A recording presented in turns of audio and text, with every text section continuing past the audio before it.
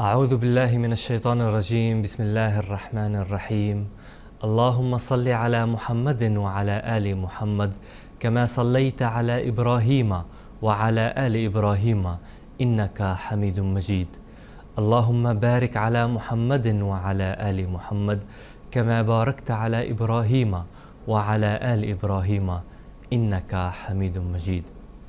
ناظرین اکرام، السلام علیکم ورحمۃ اللہ وبرکاتہ۔ قادیان دارالامان سے رسول پاک صلی اللہ علیہ وسلم کی سیرت کے متعلق یہ پروگرام لے کر ہم آپ کی خدمت میں حاضر ہیں۔ اس پروگرام میں ہم رسول کریم صلی اللہ علیہ وسلم کی سیرت کو حضرت اقدس مسیح موعود علیہ السلام کی ارشادات و اقوال کی روشنی میں پیش کرنے کی کوشش کرتے ہیں۔ آج کے اس پروگرام میں ہمارے ساتھ دو علماء شریک گفتگو ہوں گے۔ میں ان کا تعارف کروا دیتا ہوں۔ محترم مولانا محمد کریم الدین شاہد صاحب اور محترم مولانا زین الدین حامد صاحب، میں آپ دونوں حضرات کے اس پروگرام میں خیر مقدم کرتا ہوں۔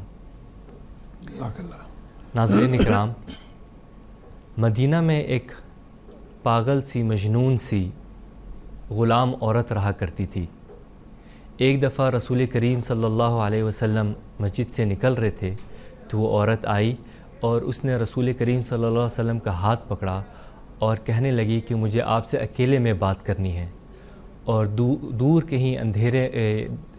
کہیں دھوپ میں کھڑے ہو کر رسول کریم صلی اللہ علیہ وسلم سے لمبی گفتگو کرنے لگی۔ شدید دھوپ تھی، لیکن رسول کریم صلی اللہ علیہ وسلم بڑی محبت سے، صبر و تحمل سے، بشاشت سے اس کی بات سنتے رہے۔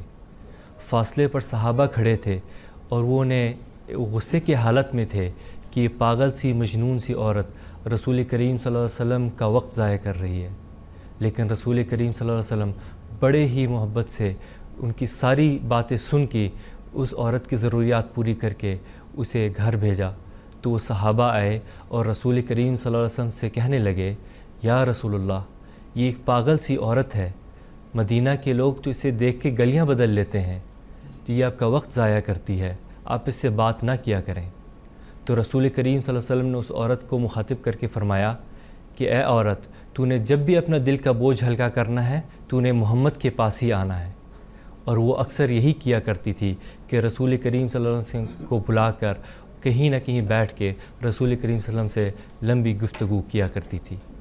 یہ وہ اخلاق تھے رسول پاک صلی اللہ علیہ وسلم کے، جس کی گواہی اللہ تعالیٰ نے قرآن کریم میں دی اور فرمایا، انک لعلی خلق عظیم، یقیناً اے محمد تو عظیم اخلاق پر فائز ہے۔ اسی ضمن میں میرا پہلا سوال محترم مولانا محمد کریم الدین شاہد صاحب سے ہے کہ آپ براہ کرم ہمیں پیارے محمد مصطفیٰ صلی اللہ علیہ وسلم کے اخلاق کے بارے میں ہمیں کچھ بتائیں۔ بسم اللہ الرحمن الرحیم۔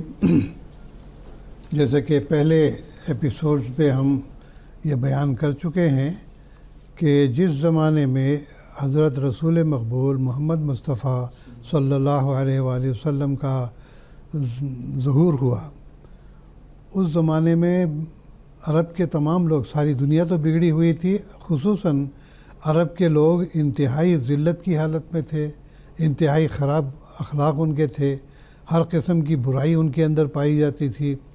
ایسے ماحول میں پرورش پانے کے باوجود حضرت صلی اللہ علیہ وسلم نہایت ہی سنجیدہ، با اخلاق اور شریفانہ زندگی آپ نے بسر کی ہے۔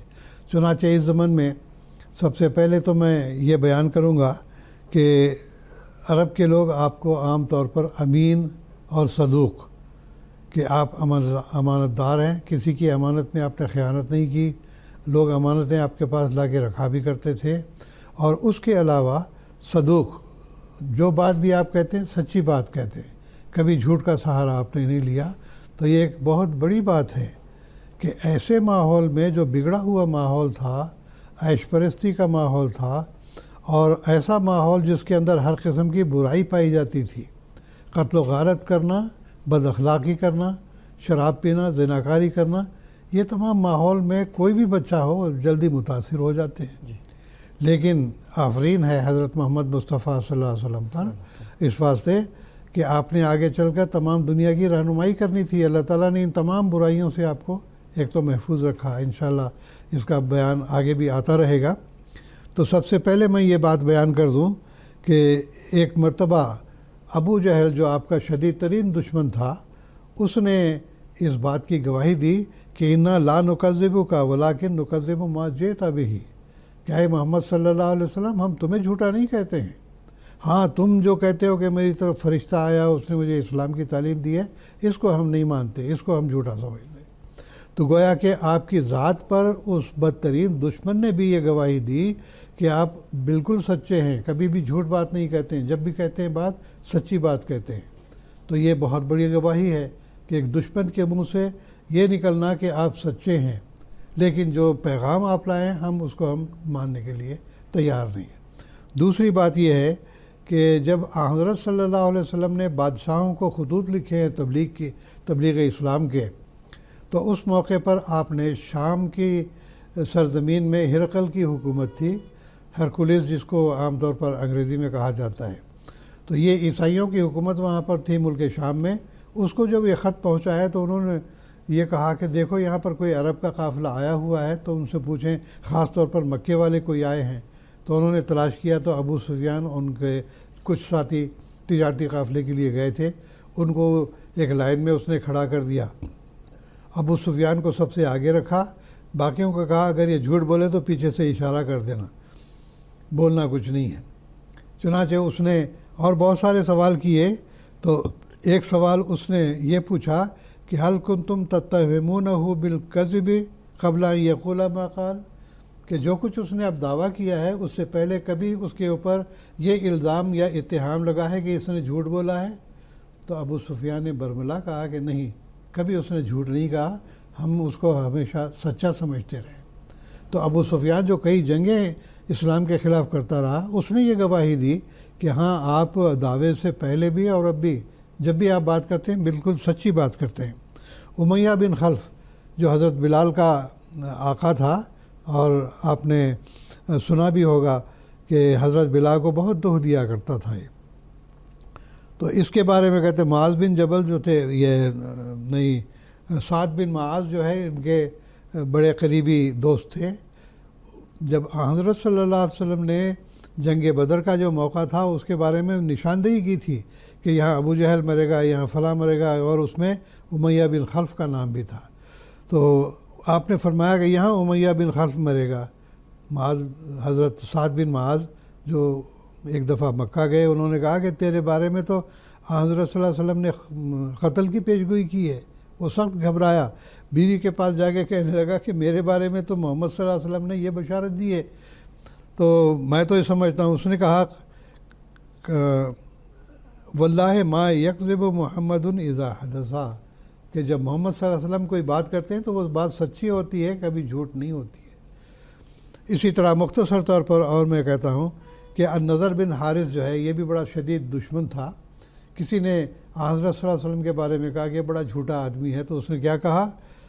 مختصر بیان یہ ہے کہ قد کانا فی محمد فیکم غلاما حدثا ارزاکم فیکم، کہ دیکھو محمد تم میں بالکل چھوٹا بچہ تھا اور تم میں سب سے زیادہ پسندیدہ تھا، بڑا پیارا بچہ تھا. واصدقکم حدیثا، بات کرنے میں بالکل سچا تھا. بسا اوقات بچے جھوٹ بھی بول لیا کرتے ہیں، لیکن حضرت صلی اللہ علیہ وسلم کے بارے میں وہ کہتا ہے کہ وہ بات کرنے میں بالکل سچا تھا. وعظمکم امانتاً، امانت کے لحاظ سے بھی بڑا ہی بلند ترین تھا. حتیٰ اذا رأیتم فی صدغیہ شیبہ وجاءکم بما جاءکم بہ قلتم ساحر واللہ ما ہوا بساحر، یہاں تک کہ جب اس کے بال کنپٹیوں کے سفید ہونے لگے، وہ بڑھاپے کی طرف آنے لگا، تو جو کچھ وہ پیغام لے کے آیا تھا لے کے آیا، تو تم نے اس کو جھوٹا اور ساحر کہنا شروع کر دیا. انہوں نے کہا کہ خدا کی قسم نہ تو وہ ساحر ہے، نہ تو وہ جادوگر ہے، اور نہ ہی وہ جھوٹا ہے. پھر کوہ صفا پر جب آپ نے دعویٰ کیا تو آپ نے پوچھا لوگوں بتاؤ اگر میں کہوں کہ اس کے پیچھے ایک بڑا لشکر چھپا ہے مان جاؤ گے؟ انہوں نے کہا کہ ہاں، کیوں نہیں مانیں گے. ما جربنا علیکا الا صدقا، ہمیشہ آپ کو آپ نے سچا پایا. یہ آپ کے اخلاق تھے. آخر میں چونکہ وقت تھوڑا رہ گیا ہے تو حضرت خدیجہ رضی اللہ تعالیٰ عنہ کی گواہی پیش کرتا ہوں کہ جب پہلی وحی آپ پر آئی، گھبرائے ہوئے آپ آئے تھے، جب ذرا ہوش سنبھالا تو حضرت خدیجہ رضی اللہ تعالیٰ عنہ نے فرمایا کلا واللہ ما یخزیک اللہ عبدن، گھبراؤ نہیں، خدا کی قسم تم کو اللہ تعالیٰ کبھی رسوا نہیں کرے گا۔ انک لتصل الرحمہ، آپ صلہ رحمی کرتے ہیں، رشتہ داروں سے حسن سلوک کرنے والے ہیں۔ وہ تصدیق الحدیثہ، ہمیشہ سچی بات کہتے ہیں۔ وہ تحمل الکلہ، لوگوں کے بوجھ اٹھاتے ہیں۔ وہ تکسب المعدومہ، دنیا سے جو اخلاق معدوم ہو چکے ہیں وہ آپ کے اندر پائے جاتے ہیں۔ وہ تقریر ضیفہ، اور مہمان نوازی آپ کا تو شیوا ہے۔ وہ تعین والا نوائب الحق، اور جو بھی ضروریات زندگی ہوتی ہیں اس کی آپ ہمیشہ مدد کرنے والے پائے ہیں، تو اللہ تعالیٰ آپ کو رسوا نہیں کرے گا۔ تو یہ آپ کے اخلاق کا خلاصہ تھا۔ تو الحمدللہ اس بارے میں تو حضرت مسیح موعود علیہ السلام کے بھی اقتباس ہیں، چونکہ وقت تھوڑا ہے تو میں آپ کے ایک دو شعر پڑھ کے اس بیان کو ختم کروں گا، ورنہ میں نے ایک اقتباس اور بھی نوٹ کیا تھا، وہ انشاءاللہ اگر موقع ملا تو اگلے سوال میں پڑھ دوں گا۔ فاقل ورا بکمالہ و جمالہ و جلالہ و جنانہ ریحانی، کہ تمام مخلوقات پر آپ اپنے کمال اور جمال کے اعتبار خوبصورت بھی تھے اور اخلاق میں کمال بھی آپ کو تھا۔ تمام مخلوق سے آپ صلی اللہ علیہ وسلم فائز ہو گئے۔ آپ کے اندر جلال بھی پایا جاتا، آپ کے اندر ہر قسم کی نیکی اور تقویٰ پایا جاتا تھا۔ لا شک ان محمدن خیر الورا ریق الکرام و نخبۃ الایانی، اس میں کوئی شک نہیں کہ محمد مصطفیٰ صلی اللہ علیہ وسلم تمام مخلوقات میں سب سے بہترین وجود ہیں، اور تمام جو عزت دار لوگ ہیں ان کا ایک خلاصہ آپ کے اندر پایا جاتا ہے۔ اور آپ نے فرمایا وہ پیشوا ہے ہمارا جس سے ہے نور سارا، نام اس کا ہے محمد، دلبر میرا وہی ہے۔ سب پاک ہیں پیغمبر ایک دوسرے سے بہتر، لیکن خدائے برتر خیر الورا یہی ہے۔ تو یہ آپ کے اخلاق کا خلاصہ تھا۔ جزاک اللہ صاحب۔ محترم مولانا زین الدین حامد صاحب، ایک دفعہ رسول کریم صلی اللہ علیہ وسلم ایک تجارتی قافلے میں شام گئے اور وہاں بحیرہ نام ایک راہب نے پتھر اور درخت سجدے میں گرے دیکھے، یہ کیا واقعہ ہے؟ بسم اللہ الرحمن الرحیم۔ شکریہ شریف صاحب۔ جب اللہ تعالیٰ کی طرف سے کوئی مامور نازل ہوتا ہے تو عام طور پہ یہ ہوتا ہے کہ اللہ تعالیٰ بعض نیک فطر سعید فطر لوگوں کو اطلاع بھی بخشا کرتا ہے۔ تاریخ سے یہ باتیں ثابت ہیں انبیاء علیہ السلام کے متعلق۔ تو ایسے ہی واقعہ حضرت صلی اللہ علیہ وسلم کے بارے میں بھی یہ واقعہ پیش آئے ہیں جب آپ سفر میں تھے۔ گو آپ کے جو نبوت پر سرفراز ہونے سے 20 سال پہلے کا واقعہ ہے۔ عربوں میں عام طور پر رواج تھا، وہ مختلف تجارتی عرصے سفر کیا کرتے تھے، قریش خاص طور پر، جس کا قرآن کریم میں بھی ذکر آتا ہے ایلافی قریشین ایلافہم رحلۃ الشتاء والصیف، یعنی شتاء میں بھی اور صیف میں بھی، سردی اور گرمی دونوں میں سفر اختیار کرتے ہیں۔ تو ایک دفعہ واقعہ ہے کہ حضرت ابو طالب اپنے دیگر سرداروں کے ساتھ، قافلے کے ممبران کے ساتھ شام جانے کا ارادہ کیا تجارتی غرض سے۔ چونکہ سفر میں بہت ساری صحبتیں ہوتی ہیں تو آپ کا ارادہ یہ تھا کہ اس دفعہ محمد صلی اللہ علیہ وسلم کو ساتھ نہیں لے کے جائیں گے، لیکن جب حضور کو یہ پتہ لگا، حضور آپ کو جب روانہ ہو رہے تھے، آپ کو ابو طالب کو لپٹ کر آپ روئے، آپ نے کہا نہیں، ان میں آپ کی جدائی برداشت نہیں کر سکتا، میں بھی آپ کے ساتھ جانا چاہتا ہوں۔ چنانچہ ابو طالب آپ کو بھی اپنے ساتھ لے لیا۔ سفر کے دوران کئی واقعات پیش آتے رہے، آخر ایک جگہ ہے شام کے قریب بصرہ نامی ایک مقام ہے، وہاں پر جب قریب پہنچے وہاں ایک راہب رہتا تھا، عیسائی نصرانی راہب رہتا تھا، ان کا نام بحیر راہب، بحیر کہا جاتا ہے، ان کا اصل نام کچھ اور جسیس کوئی نام بتایا جاتا ہے۔ تو ان کو یہ واقعہ نظر آیا، یہ ہمارے علم کلام پر یہ کشف واقعہ ہے، ظاہر میں ایسا ہو نہیں سکتا۔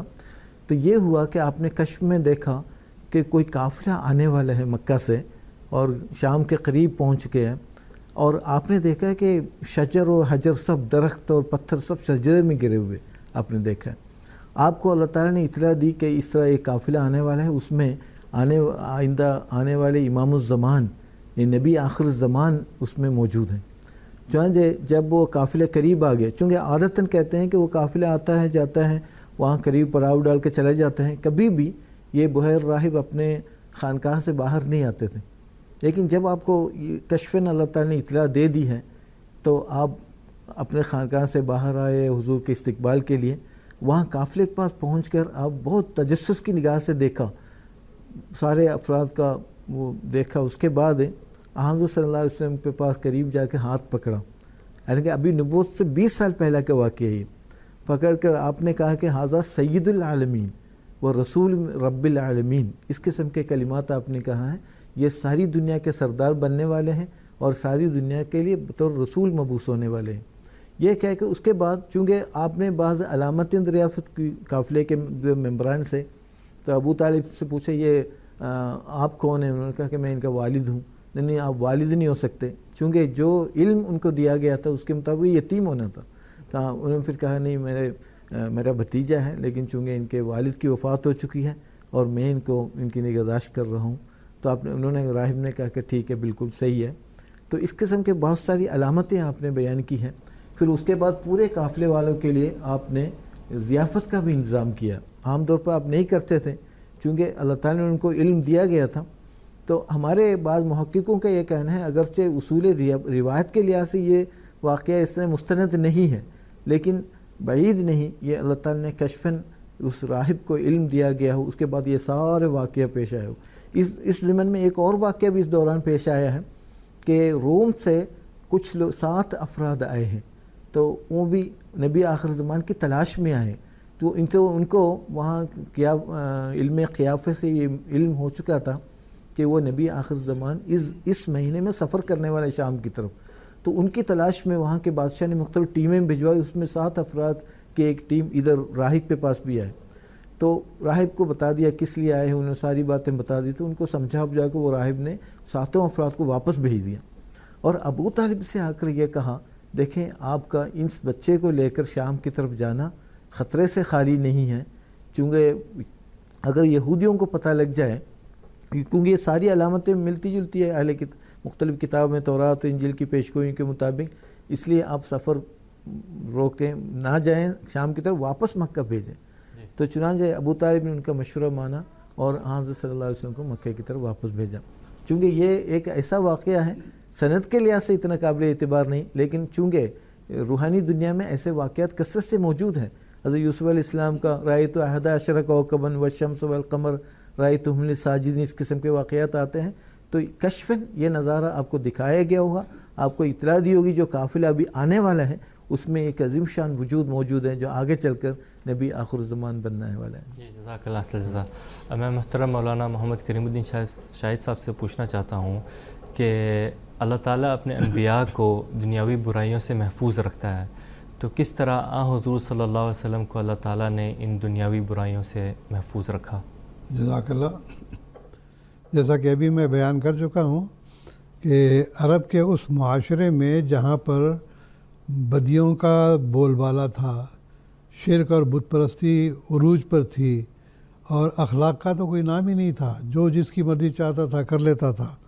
تو اس لحاظ سے اس سرزمین میں حضرت محمد مصطفیٰ صلی اللہ علیہ وسلم کا بچپن گزارنا، پھر جوانی گزارنا، اور اس کے بعد اللہ تعالیٰ سے تعلق پیدا ہونا، یہ سارا ایک معجزانہ بات لگتی ہے، کیونکہ حضرت صلی اللہ علیہ وسلم اپنے بچپن کے زمانے سے لے کر جوانی کے ایام تک بھی بڑے شرمیلی طبیعت کے انسان تھے۔ لوگوں سے عام میل ملاپ آپ کا بہت کم تھا، حلقہ احباب بھی آپ کا بہت ہی محدود تھا۔ زیادہ سے زیادہ حضرت ابو بکر، جن کو کہ عبداللہ بن ابی قحافہ کہا جاتا ہے، ان کے ساتھ دوستی کا تعلق تھا، یا حکیم بن حزام ہیں جو حضرت خدیجہ رضی اللہ تعالیٰ عنہ کے جو ہے وہ بھتیجے تھے، ان کے ساتھ اٹھنا بیٹھنا تھا، یا پھر ایک اور شخص تھے جو جیسا کہ پہلے ذکر ہو چکا ہے کہ زید بن عمر، یہ اصل میں حضرت عمر رضی اللہ تعالیٰ عنہ کے چچا زاد بھائی تھے، اور ایام جاہلیت میں یہ بت پرستی سے بیدار ہو کر خدائے واحد کی پرستش کی تلقین کیا کرتے تھے۔ لیکن یہ عجیب بات ہے کہ ابھی حضرت صلی اللہ علیہ وسلم کا ظہور ہوا نہیں تھا کہ ان کی وفات پہلے ہو گئی، ورنہ امید تھی کہ اگر دعوی نبوت کے بعد وہ زندہ رہتے تو ضرور وہ حضرت صلی اللہ علیہ وسلم کو ضرور قبول کرتے۔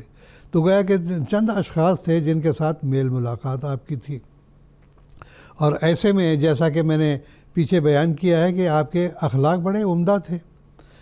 حضرت صلی اللہ علیہ وسلم کی صداقت کے لیے اللہ تعالیٰ نے خود مشرکین کے سامنے اور مخالفین کے سامنے یہ دلیل پیش کی، فقط لبثت فیکم عمرا من قبلہ افلا تعقلون، کہ میں نے 40 साल का अरसा तुम्हारे अंदर गुजारा है और नहायत पाक और साफ़ ज़िंदगी गुजारी है, बदियों से मैं महफूज रहा हूँ, तो क्या तुम्हें होश नहीं है कि क्या एक आदमी जो हमेशा सच्चा रहा है वो कभी इंसानों को छोड़कर खुदा ताला पर झूठ बोलना शुरू कर देगा? ये हो नहीं सकता। तो ये आपकी सदाकत की दलील अल्लाह ताला ने बयान की है कि बदियों से आप मुजतनिब रहे। चुनाचे मुशरिक जो खाने काबा में 360 या 365 बुत होने का जो ज़िक्र आता है, उसके बावजूद आपने कभी बुत परस्ती नहीं की, बल्कि यहाँ तक आप एतराज़ करते थे कि बुतों के ऊपर जो चढ़ावे आते थे, नजराने आते थे या खाने पीने की चीज़ें होती थीं, कभी उन चीज़ों को आपने नहीं खाया। बस लोगों ने पूछा उनसे कि ज़माने नबूवत से पहले आपने क्या कभी शिरक किया है? तो आपने फरमाया नहीं, इससे तो मुझे सख्त नफ़रत थी शिरक से। क्या आपने कोई बुतों का चढ़ावे का खाना खाना है? तो आपने फरमाया हरगिज़ नहीं, कभी मैंने खाया नहीं। तो गया इन तमाम चीज़ों से आप बचते रहे हैं। इसके अलावा किसी ने पूछा कि क्या आपने कभी शराब पी है? शराब का तो वहाँ पर आम रिवाज था, बड़े सरदार हों या छोटे आदमी हों या शायर, जो कि उस ज़माने में एक लिहाज से मीडिया का काम करते थे, वो शराब को तो पानी की तरह पिया करते थे। तो आपने फरमाया कि नहीं, हरगिज़ नहीं, मैंने कभी शराब को छुआ तक नहीं है। तो गोया कि जो भी अखलाक सय्यात थे या बुरे अखलाक थे, उनके नज़दीक कभी आप फटके तक नहीं हैं, बल्कि हमेशा साफ़ और सुथरी ज़िंदगी आपने बसर की है।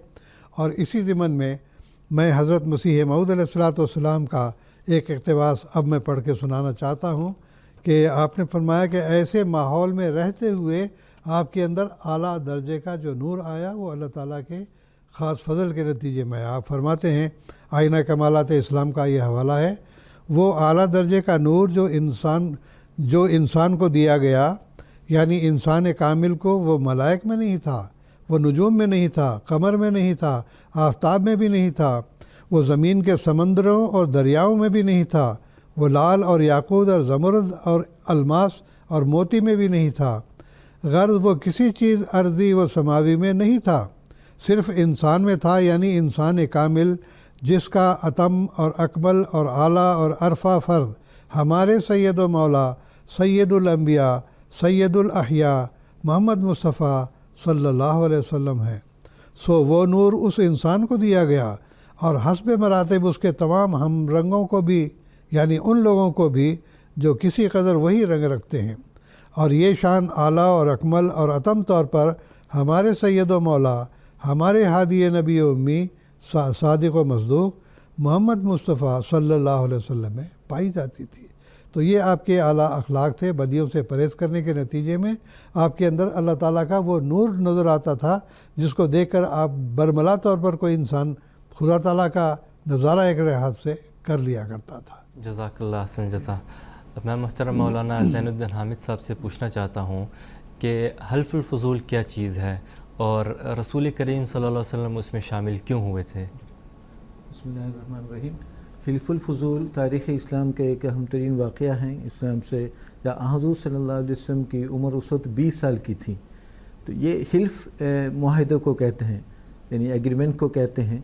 और अल-फ़ुज़ूल इसमें दो बातें हैं, ये कि इसकी वजह तस्मिया क्यों नाम रखने की क्या वजह है, हिल्फ़ुल फ़ुज़ूल क्यों रखा गया। एक तो ये कहा जाता है कि इसमें शरीक होने वाले जो ज़्यादातर अफराद हैं, गालिबन 3 अफराद का नाम बताया, ये फ़ज़ल के नाम से ही है, यानी फ़ज़ल बिन हारिस जैसे। तो 3 अफराद जिसका नाम फ़ज़ल है, इसलिए इसका नाम हिल्फ़ुल फ़ुज़ूल रखा गया है। वो बहुत सारे कबाइल और बहुत सारे सरदार इसमें शरीक थे। और दूसरा जो अहम नुक्ता बयान किया जाता है, हिल्फ़ुल फ़ुज़ूल नाम क्यों पड़ गया है, कहते हैं फ़ज़ल हक़ को कहते हैं। फ़ुज़ूल का मतलब हुकूक़ है, चूँकि दूसरों को, हक़दारों को उनके हुकूक़ दिलवाने के लिए ये मुआहिदा किया गया है, इसलिए इसका नाम हिल्फ़ुल फ़ुज़ूल रखा गया है। तो इसका पस मंज़र ये है, जो इस मुआहिदे के कुछ महीने, कुछ अर्सा पहले हर्ब फ़िजार का वाक़या पेश आया था। यानी मुख्तलिफ़ कबाइल आपस में मुख्तलिफ़ वजूहात की वजह से लड़ते रहे, यहाँ तक कि बाज़ आखिरी जो चौथे मरतबे या छठे मरतबे पर जो लड़ाई हुई है, उस पर हुज़ूर सल्लल्लाहु अलैहि वसल्लम भी अपने चचाओं की मदद के लिए शरीक हुए हैं। वो कहते हैं कि आपने क़िताल तो नहीं फरमाया, لیکن اپنے چچاؤں کی مدد کرتے رہے ہیں۔ تو اسی دوران وہ حضرت صلی اللہ علیہ وسلم چچا زبیر بن عبد المطلب، انہوں نے وہ اپنے ہم خیالوں کی مدد سے یہ سوچا کہ ہم ایک ایسا متحدہ جو کونسل بنا لیتے ہیں جس میں مظلوم کی مدد کریں گے، غریبوں کی مدد کریں گے۔ چنانچہ ایک ایسا معاہدہ طے پایا جس میں بہت سارے قبائل اس میں شریک ہوئے، خاص طور پر 2-3-4 قبائل جو قبائل اس میں شامل تھے اس میں پیش تھے، بنی ہاشم بھی تھے، وہ 4 قبائل کا ذکر آتا ہے بہرحال۔ تو اس میں بنو ہاشم، بنو مطلب، بنو اسد، بنو زہرہ اور بنو تیم، یہ 4 قبائل اس میں شامل تھے۔ اس کے علاوہ بھی بہت سارے قبائل اس میں شامل ہوتے رہے۔ اس کی جو بنیادی شرائط ہے تو وہ 5 شرائط پر مشتمل معاہدہ طے ہوا ہے۔ نمبر 1 ہے ظلم کو ہم روکیں گے، مظلوم کی مدد کریں گے، خواہ کسی بھی قبیلے سے تعلق رکھتا ہو۔ دوسرے بتایا کہ پورے عرب میں، مکہ میں خاص طور پر ہم امن و امان کے قیام کو یقینی بنائیں گے۔ پھر فرمایا مسافروں کی ہم ہر طرح حفاظت کریں گے۔ پھر فرمایا غریبوں کی مدد کریں گے۔ پھر فرمایا جو ظالم ہوگا یا غاصب ہوگا، دوسرے کے حقوق کو غصب کرنے والے ہوں گے، ان کو مکہ سے نکال دیں، مکہ میں رہنے دیں گے۔ یہ 5 بنیادی شرائط پر یہ معاہدہ طے ہوا تھا۔ اور حضور صلی اللہ علیہ وسلم کو جب علم ہوا کہ قیام امن کے لیے معاہدہ عمل میں لایا جا رہا ہے، آپ بنفس نفسی اس میں شریک ہوئے۔ یہاں تک کہ عہد رسالت میں بھی آپ نے ایک دفعہ فرمایا کہ حلف الفضول جیسا اگر کوئی معاہدہ ہو تو میں ضرور شریک ہوتا، اس میں فخر محسوس کرتے تھے، اور فرمایا کہ اگر آج بھی کوئی ایسا معاہدہ عمل میں لایا جاتا ہے میں اس میں ضرور شریک ہوں گا۔ تو اس کے بہت وسیع دور اثرات جو ہے نا مرتب ہوئے ہیں پورے عرب میں، پورے مکہ میں، اور اسی طرح وہاں سے بڑھتے بڑھتے دوسرے علاقوں میں بھی۔ اور یہ معاہدہ جو ہے نا حلف فجار کے بعد قریش اور قیس کے درمیان طے پایا۔ یہ 590 عیسوی میں یہ طے پایا تھا، اور اس میں تمام قبائل نے مل کر یہ عہد کیا تھا جو میں نے بتایا کہ 5 شرائط اس کی پابندی کریں گے۔ تو حضرت صلی اللہ علیہ وسلم چونکہ امن کے قیام کے لیے مبعوث ہونے والے تھے، اور آپ کے فطرت میں پہلے سے یہ بات مرکوز ہے ہم نے ظلم کو بہرحال روکنا ہے۔ اور آپ کا مشہور حدیث ہے انصر اخاک ظالما او مظلوما، اپنے بھائی کی مدد کرو خواہ وہ ظالم ہو یا مظلوم ہو۔ تو اس وقت سننے والوں نے پوچھا، صحابہ نے پوچھا کہ ظالم کی مظلوم کی تو مدد کرتے ہی ہے، لیکن ظالم کی کیسے مدد کریں گے؟ آپ نے فرمایا کہ ظالم کو ان کے ظلم سے روکنا دراصل ان کی مدد کرنے کے مترادف ہے۔ گویا یہ حلف الفضول ایک ایسا معاہدہ ہے جو قبائل کے درمیان طے پایا، اس سے ایک تو ہے کہ ظالم کو ظلم سے روکنے میں کام آیا، اسی طرح جو حقداروں کو ان کے حق تلفی سے روکنے اور اسی طرح ان کے حقوق دلانے میں کام آ گیا۔ اس لیے حضرت صلی اللہ علیہ وسلم بھی بنفس نفیس میں بہت خوشی کے ساتھ اس میں شریک ہوئے۔ جزاک اللہ خیر جزا مولانا صاحب۔ ناظرین کرام، اسی کے ساتھ پروگرام کا وقت ختم ہوا چاہتا ہے۔ پروگرام کے اختتام پر ایک اقتباس پیش ہے۔ حضرت خلیفۃ المسیح الخامس ایدہ اللہ تعالی بنصر العزیز خطبہ جمعہ 17 اگست 2012 میں فرماتے ہیں، ایک مسلمان کا ایک ایمان لانے کا دعویٰ کرنے والے کا ایمان اس وقت مکمل ہوگا، وہ تب خدا تعالیٰ کا قرب پا سکے گا جب میرے رسول صلی اللہ علیہ وسلم کے اسوہ پر چلے گا۔ اس کے بغیر ایمان ادھورا ہے۔ اس اسوے پر چلے بغیر آخرت کے نما کی امید فضول ہے۔ اس اسوے پر چلے بغیر نیکی نہیں کہلا سکتی۔ اس اسوے پر چلے بغیر اللہ تعالیٰ کی عبادت نہیں ہے۔